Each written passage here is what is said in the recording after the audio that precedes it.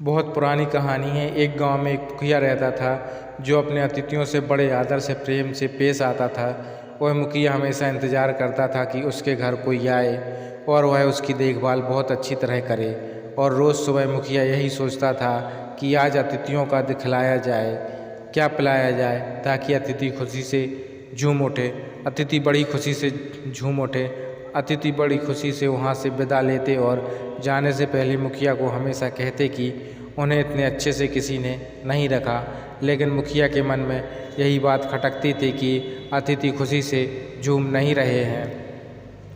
रोज़ सुबह होते ही मुखिया जंगल में घूमता रहता, फूल कंद मूल इकट्ठे करते रहता था ताकि कोई अतिथि अगर आए तो उन्हें अच्छी तरह से भोजन करा सके। मुखिया का बेटा भी अपने पिता की तरह अतिथि सत्कार में बड़ा माहिर था। एक दिन जब उनके घर में मेहमान आए जो पहले भी आ चुके थे, मुखिया और मुखिया का बेटा दोनों कंदमूल और फलों से अच्छी तरह से उनका सत्कार किया। मेहमान भी बड़े प्यार से खुशी से खा रहे थे।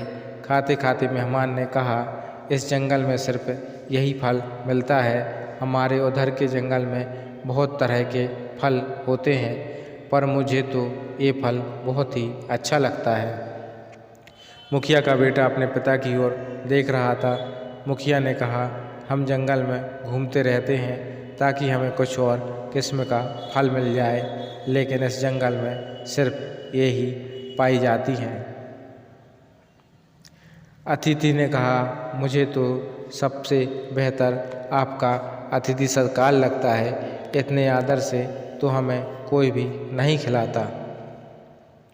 उसी रात को मुखिया का बेटा मुखिया से कहा, मैं कुछ दिन के लिए जंगल के भीतर और अच्छी तरह से छानबीन करने के लिए जा रहा हूँ। देखूँ अगर मुझे कुछ और मिल जाए।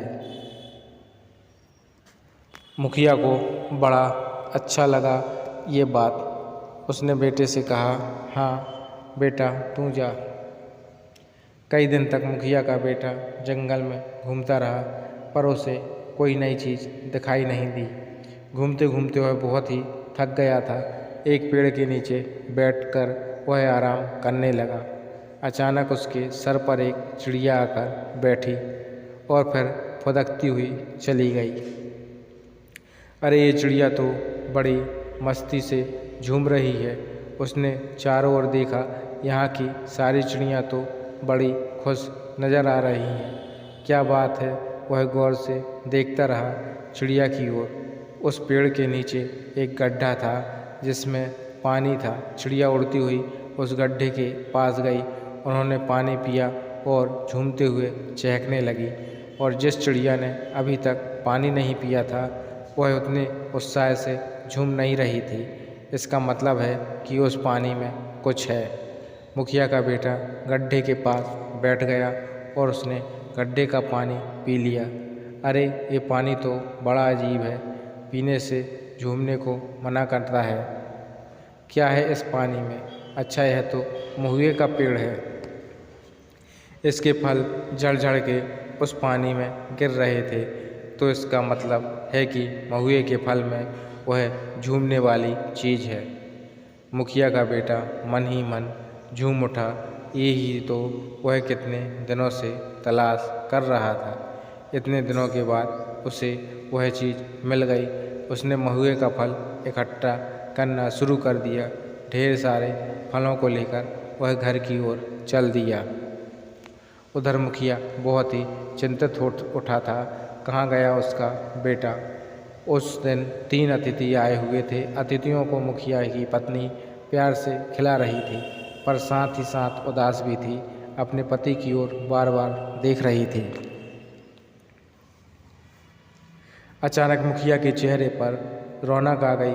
उसकी पत्नी समझ गई कि बेटा वापस आ गया है।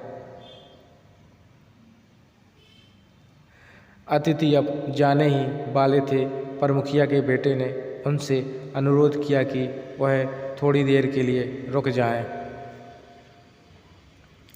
अपनी माँ को उसने सारी बात बताई। माँ ने कहा, पर बेटा पानी में कुछ समय वह फल रहने के बाद ही असर होगा। तुम्हारी कहानी से मुझे तो यही समझ में आ रहा है। मुखिया का बेटा मान गया। इसके बाद पानी में वह फल डालकर कुछ दिन तक वे सब इंतज़ार करने लगे।